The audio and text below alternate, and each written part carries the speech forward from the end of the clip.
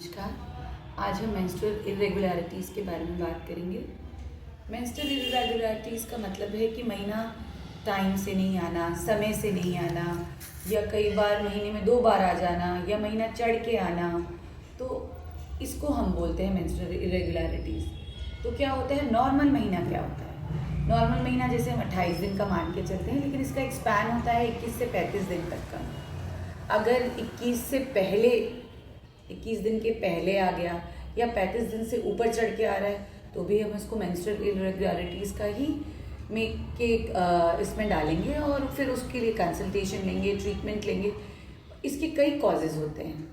इसके कॉजेज़ जैसे कि अगर कोई हार्मोनल इम्बैलेंस हो रहा हो, है ना, हार्मोनल इम्बैलेंस में आ गया आपका, जैसे कि पीसीओडी हो रहा हो, तो पीसीओडी तो आजकल बहुत कॉमन है, वो हो गया। अगर आपका कोई भी लाइफस्टाइल चेंज हो रहा है, जैसे हम खान पान करते हैं, उसके कारण काफ़ी कॉमन हो गया है पीसीओडी, तो इसलिए भी हो सकता है आपका। दूसरा, थायराइड हार्मोन की वजह से या तो हाइपरथायराइड हो गया है या हाइपोथायराइड हो गया है, तो उसके कारण भी हो सकता है, या फिर प्रोलैक्टिन हार्मोन के कारण भी। तो ये भी एक कॉजेज़ होता है मेंस्ट्रुअल इरेगुलरिटीज़ का। तो इसके लिए आपको जांच करानी चाहिए और उसका कंसल्टेशन आपको लेना चाहिए।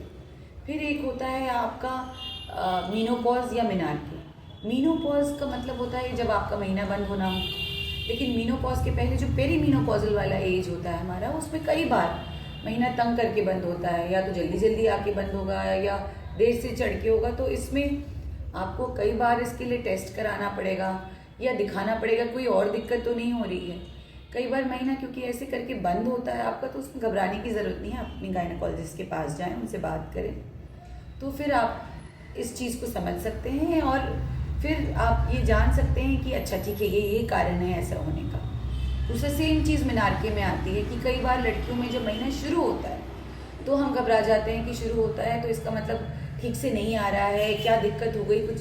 तो इसके लिए आपको फिर से जाके आप अगर बात करें अपनी डॉक्टर से, तो वो आपको बताएंगे कि कई बार मेनार्के में ऐसा होता है, तो उसमें इतनी कोई घबराने की ज़रूरत नहीं। हाँ, हमको वॉचफुल रहना चाहिए, केयरफुल रहना चाहिए, वो तो बिल्कुल ही है। हमको देखते रहना, हमको फॉलो करना चाहिए कि कोई और दिक्कत ना हो रही हो। दूसरा आपका होता है जैसे ओवेरियन कॉजेज़ हो गया, कोई ओवेरियन सिस्ट नहीं हो, कोई ओवेरियन फेलियर नहीं हो रहा हो, ये भी कई बार कॉजेज़ होते हैं। तो इसलिए हमको मेंस्ट्रुअल इरेगुलरिटीज़ के लिए बिल्कुल आप अपनी गायनेकोलॉजिस्ट के पास जाएं, कंसल्टेशन लें, उनसे सलाह लें, समझें, जांच कराएं, ताकि आप इन सारी चीज़ों से फिर मुक्ति पा सकें।